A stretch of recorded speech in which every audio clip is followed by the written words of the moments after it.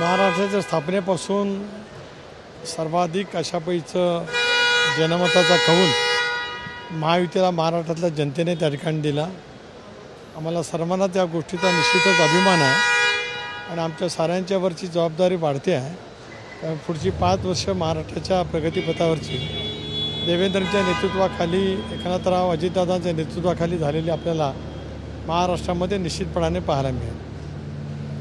साहेब, मंत्रिमंडळ विस्तार उद्या होतोय, कोणाकोणाला संधी आहे आणि कशा पद्धतीचा नेमका फॉर्म काही क्षणाची वाट पाहूया आपण। माहिती समोर येते की भुजबळ साहेबांना फोन्स जे आहेत ते आपल्याकडून गेलेले आहेत अनेक त्यांना। नाही, कोणाला काय फोन वगैरे काही झालेलं नाही आहे। उद्या आमचा कार्यक्रम विदर्भातल्या संबंध 11 जिल्ह्यांतील पक्षाच्या कार्यकर्त्यांचा मेळावा आम्ही नियोजित ठेवला होता।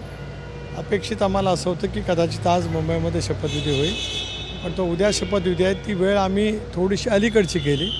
त्याच्यामुळेच उद्या संबंध विदर्भातील 11 जिल्ह्यांतील राष्ट्रवादी काँग्रेस पक्षाचे सर्व पदाधिकारी, कारण अजितदादा उपमुख्यमंत्री आज या नवीन सरकारमध्ये झाल्यावर तेही नागपूरला आपल्या उपराजधानीमध्ये येत आहेत, त्यामुळे स्वाभाविकपणाने उद्या सगळेच महायुतीचे सर्वच आमदार दिल्लीमध्ये असतील। किती मंत्र्यांचा शपथविधी? शेवटी हा माननीय मुख्यमंत्री महोदयांचा अधिकार आहे आणि मुख्यमंत्री या बाबतीमध्ये तपशीलवार उद्या बोलतील। मला असं वाटतं देवेंद्रजींनी मुख्यमंत्रीपदाची सूत्र हातामध्ये घेतल्याच्या नंतर ते पहिल्यांदा येत आहे, त्याच्यामुळे त्यांचं उद्या अभूतपूर्व स्वागत विदर्भीय जनता आणि नागपूरची जनता त्या ठिकाणी करणार आहे। त्यावेळेला तेच या संदर्भातली अधिकृत माहिती देतील। राष्ट्रवादीमध्ये कोणाकोणाला संधी?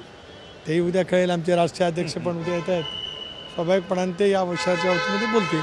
संभाजीराजांनी या बीडमध्ये म्हटलं होतं की संतोष देशमुख यांच्या हत्या प्रकरणातल्या आरोपीला सापडेपर्यंत त्या भागातील मंत्र्यांना आमदार करू नका असं अजितदादांना त्यांनी सांगितलं। ठीक आहे, शेवटी संभाजीराजाने त्यांचं मत व्यक्त केलं असेल। माझे काय या विषयावरती मला काय माहिती नाही। स्वाभाविकपणाने आम्ही ज्यावेळेला उद्या बसू त्यावेळेला या साऱ्या गोष्टीचा विचार करू। धन्यवाद।